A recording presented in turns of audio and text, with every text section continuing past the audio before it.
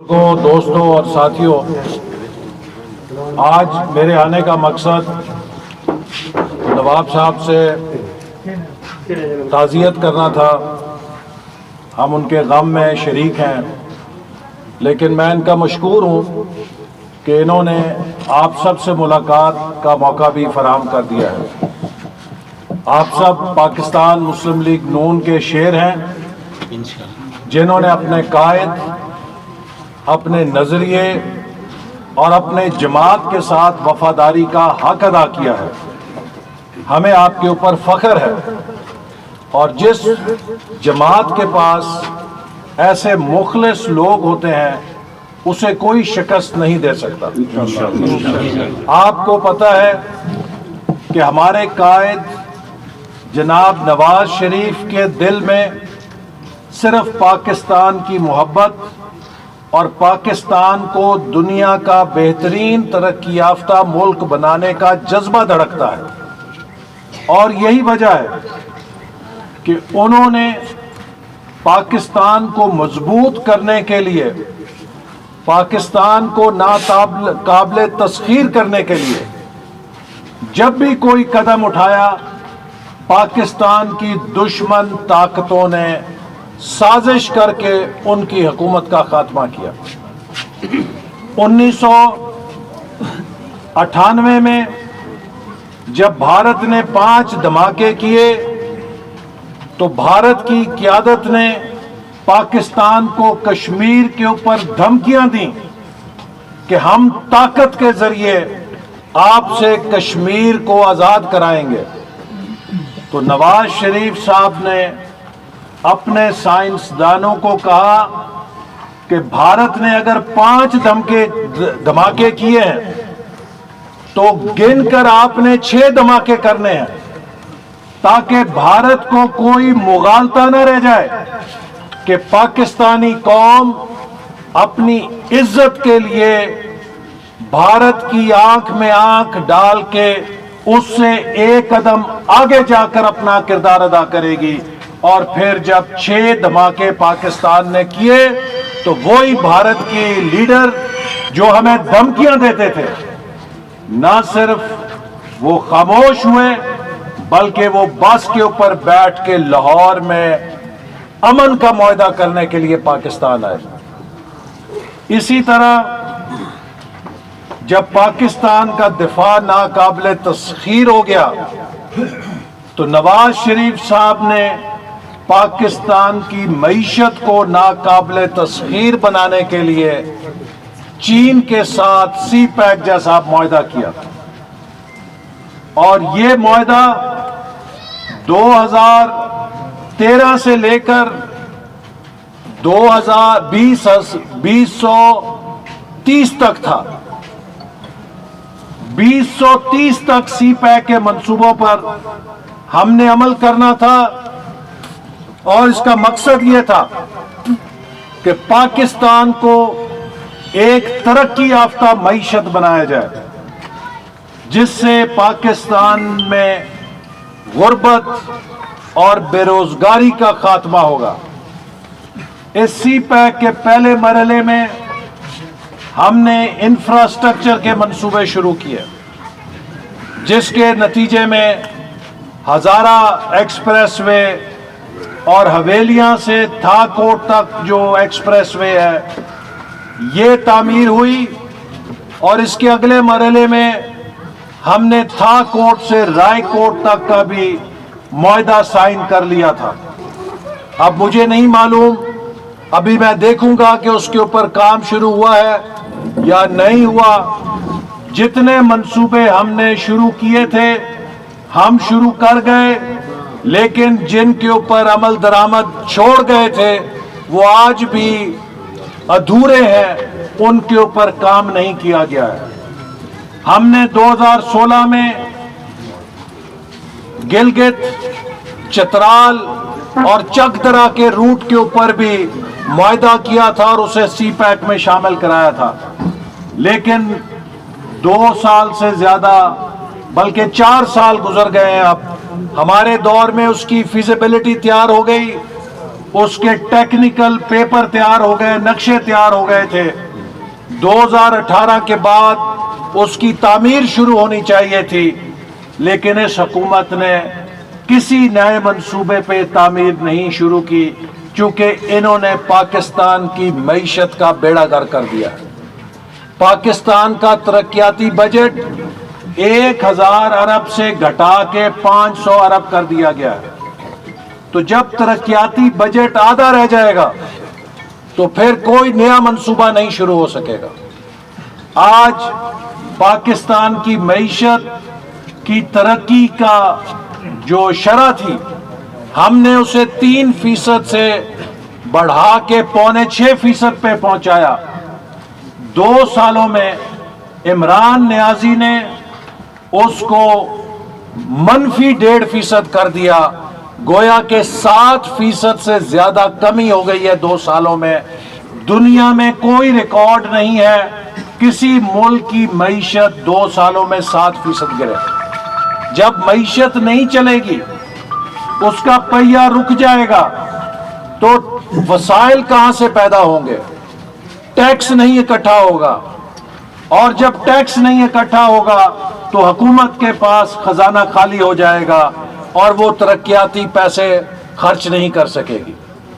ہمارے دور میں ہم نے معیشت کو چلایا اور دگنے ٹیکس اکٹھے کیے.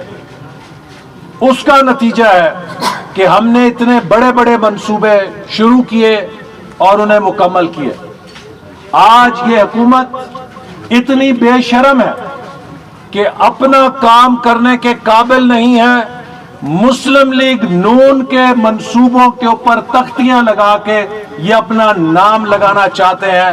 میں سمجھتا ہوں کہ ہزارہ کے لوگ، خیبر پختونخوا کے لوگ، بٹگرام کے لوگ، ان کے دلوں کے اوپر مہر لگی ہے کہ نواز شریف اور مسلم لیگ کے یہ منصوبے ہیں. ان کی تختیوں سے یہ لوگ اپنی رائے نہیں بدل سکتے. یہ سب جانتے ہیں. ان کو پتا ہے کہ 7 گھنٹے لگتے تھے اسلام آباد پہنچنے کے لیے. مریض کو لے جانے کے لیے راستے میں مریض دم توڑ دیتا تھا، لیکن پمز ہسپتال نہیں پہنچ سکتا تھا اسلام آباد. ان کو پتا ہے کہ جو طالب علم ہے وہ بھی کس مشکل سے پہنچتے تھے. آج الحمدللہ 2 گھنٹے 2.25 گھنٹے میں آپ بٹگرام سے اسلام آباد پہنچ جاتے ہیں. یہ مسلم لیگ نون اور نواز شریف کا کارنامہ ہے. اس کو تبدیلی کہتے ہیں. تبدیلی اس کو کہتے ہیں کہ جہاں لوگ 7 گھنٹے میں پہنچتے تھے، آج وہاں 2 گھنٹے کے اندر وہ سفر کرتے ہیں. اور آپ دیکھیں گے کہ ان سڑکوں کے ساتھ آنے والے عرصے میں اس علاقے کی پوری معیشت کے اندر انقلاب آئے گا. جو آپ کی زراعت کی پیداوار ہے وہ منڈیوں تک بہتر پہنچ سکے گی. یہاں پہ سرمایہ کاری ہوگی، یہاں پہ سیر و سیاحت کے لیے زیادہ لوگ آئیں گے، جس سے آپ کی مقامی معیشت کے اوپر اچھا اثر پڑے گا، اور یہاں کے لوگ ترقی کریں گے. یہاں کے نوجوان صبح جا کے نوکری کر کے شام کو بھی واپس آ سکتے ہیں اسلام آباد سے. یہ وہ تبدیلی ہے. جب سڑک بنتی ہے اس پہ تعلیم جاتی ہے، اس پہ صحت جاتا ہے، اس کے اوپر سرمایہ جاتا ہے، اس پہ انڈسٹری آتی ہے، تجارت آتی ہے، اور اس علاقے کی تقدیر بدلتی ہے. یہ عمران خان کہتا تھا کہ یہ نواز شریف کو کیا پتا یہ سڑکیں کیوں بناتا ہے. سڑکیں اس لیے بناتا تھا کہ پوری دنیا میں ترقی کا پہلا زینہ سڑک ہوتی ہے. جب سڑک بنتی ہے تو اس کے اوپر سے ترقی چل کے اس علاقے میں پہنچتی ہے. پھر ہم نے صرف سڑکیں نہیں بنائی، ہم نے یونیورسٹیاں بھی بنائی. ہر ضلع کے اندر یونیورسٹیاں بنائی. ہزارہ کے علاقے میں نئے کیمپس بنائے تاکہ ہمارے نوجوان بہترین تعلیم حاصل کریں. لیکن 2018 میں دھاندلی کے ساتھ اور پاکستان کے دشمنوں نے جب دیکھا کہ نواز شریف نے سی پیک شروع کر دیا ہے، چین کے ساتھ مل کر یہ پاکستان کی معیشت کو بھی ناقابل تسخیر بنائے گا، تو انہوں نے سازش کی، اور اس سازش کے نتیجے میں عمران خان جیسے اناڑی کو لا کے بٹھا دیا گیا. میں الیکشنوں میں سب لوگوں سے، میرا علاقہ نارووال کا دیہاتی علاقہ ہے، میں اپنے دیہاتی لوگوں سے پوچھتا ہوتا تھا الیکشن میں تقریر میں کہ آپ میں سے کس کس کے پاس موٹر سائیکل ہے، تو سب ہاتھ کھڑا کرتے تھے۔ آج کل ہر بندے کے پاس موٹر سائیکل ہے۔ میں ان سے پوچھتا تھا کہ بتاؤ کہ اگر ایک بندہ جس نے زندگی میں موٹر سائیکل کو کک نہیں ماری، وہ آپ سے چابی مانگے، اس کو اپنی موٹر سائیکل دو گے؟ وہ کہتے تھے توبہ توبہ توبہ، نہیں جی کبھی نہیں دیں گے۔ میں پھر پوچھتا تھا کہ اگر اناڑی کو دو گے تو کیا ہوگا؟ وہ کہتے تھے جی اناڑی کو دیں گے، یہ سامنے جا کے دیوار میں لگے گا، کسی بس کے نیچے آئے گا، خود بھی مرے گا اور موٹر سائیکل بھی توڑے گا۔ تو پھر میں انہیں بولتا تھا کہ اگر ایک موٹر سائیکل اناڑی نہیں چلا سکتا تو 22 کروڑ لوگوں کی مشین کوئی اناڑی کیسے چلا سکتا ہے؟ جس بندے نے آج تک یونین کاؤنسل نہیں چلائی، وہ پاکستان کا وزیر اعظم بن کے پاکستان کی مشین کیسے چلا سکتا ہے؟ وہ لوگ بات مانتے تھے۔ اور اب میں جاتا ہوں گاؤں میں تو وہ کہتے ہیں کہ جناب آپ جو موٹر سائیکل کی مثال دیا کرتے تھے، یقین کریں 2 سالوں میں ہمیں بڑی اچھی طرح سمجھ لگ گئی ہے کہ اناڑی اناڑی ہوتا ہے۔ آج پاکستان کا بھی یہ ہر روز ایک نیا ایکسیڈنٹ کرتے ہیں، ہر روز معیشت کو نیا جھٹکا دیتے ہیں، اور اس کی سزا 22 کروڑ عوام کو مل رہی ہے، مہنگائی میں، بے روزگاری میں اور غربت میں۔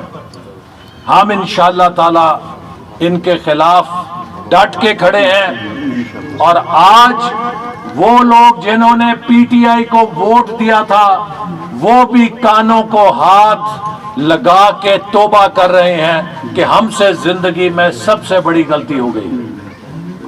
آج یہ مہنگائی جو عمران خان نے قوم کو دی ہے، یہ مہنگائی اپوزیشن کو نہیں کھا رہی، یہ ان لوگوں کو بھی کھا رہی ہے جنہوں نے بلے کو ووٹ دیا تھا، جنہوں نے پی ٹی آئی کو ووٹ دیا تھا۔ تو آج وہ مائیں بہنیں جن کا گھر کا خرچہ نہیں چلتا، وہ بھی اللہ تعالیٰ سے دعا کرتی ہیں کہ اس عذاب سے جس کا نام عمران احمد نیازی ہے قوم کی، اس سے اللہ تعالیٰ نجات کرا دیں۔ تو اب آپ سب کو معلوم ہے کہ جس طرح ملک کے اندر اس حکومت کے خلاف لوگ کھڑے ہو رہے ہیں، یہ بوکھلا گئے ہیں، اور اس بوکھلاہٹ میں پرسوں انہوں نے مریم نواز کے اوپر ناکام قاتلانہ حملہ کیا۔ ہم وہ قوم ہیں جہاں بیٹی کی، ماں کی، بہن کی عزت کی جاتی ہے۔ اس معاشرے میں ماں، بہن اور بیٹی پر جو پتھر اور گولی چلاتا ہے اسے بے غیرت کہا جاتا ہے، اسے انسان نہیں کہا جاتا۔ تو یہ اس قسم کے اوچھے ہتھ کنڈوں پر اتر آئے ہیں۔ یہ جب ماں، بہنوں اور بیٹیوں کی عزت نہیں کر سکتے تو یہ کسی اور کی عزت کیا کریں گے؟ لیکن ہم سب جتنے بھی یہ ظلم کریں، جھوٹے مقدمے بنائیں، ہم نے ان کا مقابلہ کیا ہے۔ نیب کے جھوٹے مقدموں کا میں نے بھی سامنا کیا ہے، شاہد خاقان نے بھی کیا ہے، خواجہ سعد رفیق نے بھی کیا ہے، مفتاح اسماعیل نے بھی کیا ہے، اور ہمارے رہنماؤں نے کیا ہے، حمزہ شہباز ابھی تک کر رہا ہے، لیکن کسی کے پیروں میں کوئی لغزش نہیں آئی ہے۔ یہ 100 جھوٹے مقدمے اور بنا لیں، ہماری جد و جہد میں تیزی آئے گی، کوئی کمی نہیں آئے گی۔ اور انشاءاللہ ہمارا موقف ہے کہ پاکستان کے نجات کا ایک ہی راستہ ہے کہ اس ملک میں حقیقی، غیر متنازع، منصفانہ اور آزادانہ الیکشن کرائے جائیں۔ وہ حکومت جو دھاندلی کے ساتھ مسلط کی گئی تھی وہ فیل ہو چکی ہے۔ آج پاکستان کو انہوں نے تباہ کر دیا ہے، ہم اس ملک کو مزید تباہ نہیں ہونے دیں گے، اور انشاءاللہ ऑल पार्टीज कॉन्फ्रेंस में तमाम अपोजिशन जमातों के साथ मिलकर लाएअमल बनाएंगे कि इनके खिलाफ जिद्दोजहद को कैसे कामयाब किया जाए और फैसला कौन किया जाए। लिहाजा आप सब से मैं कहूँगा कि जो आपकी महरूमियाँ हैं उनका एक ही रास्ता है कि मुस्लिम लीग नून को कामयाब करें।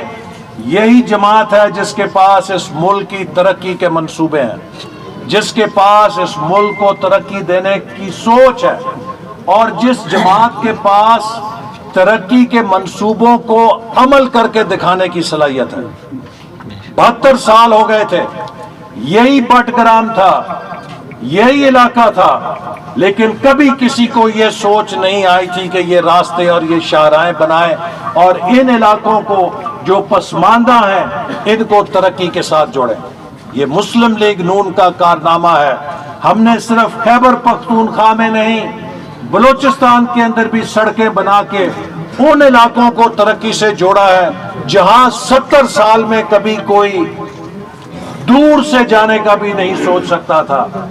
कोयटा से गवादर 2 दिन का सफर था, आज वो 8 घंटों में होता है, क्योंकि वहां पर भी शाहराह बन गई है, तरक्की की शाहराह बन गई है। इसी तरह गिलगित बल्तिस्तान में और दूसरे इलाकों में भी जो पसमानदा थे, हमने नए नए मंसूबे बना के उन्हें तरक्की से जोड़ा है। तो मैं आप सबका शुक्रिया अदा करता हूं और इंशाअल्लाह ताला आइंदा कभी मौका हमने प्रोग्राम बनाया है नवाब साहब वली साहब के साथ के एक बड़ा जलसा करेंगे और उसमें आके सी पैक मंसूबे की हकीकत बताएंगे कि अगर हमारी हुकूमत को ना तोड़ा जाता तो आज तक इस इलाके के अंदर कितनी तरक्की आ जानी थी, पूरे पाकिस्तान के अंदर कितनी तरक्की आ जानी थी।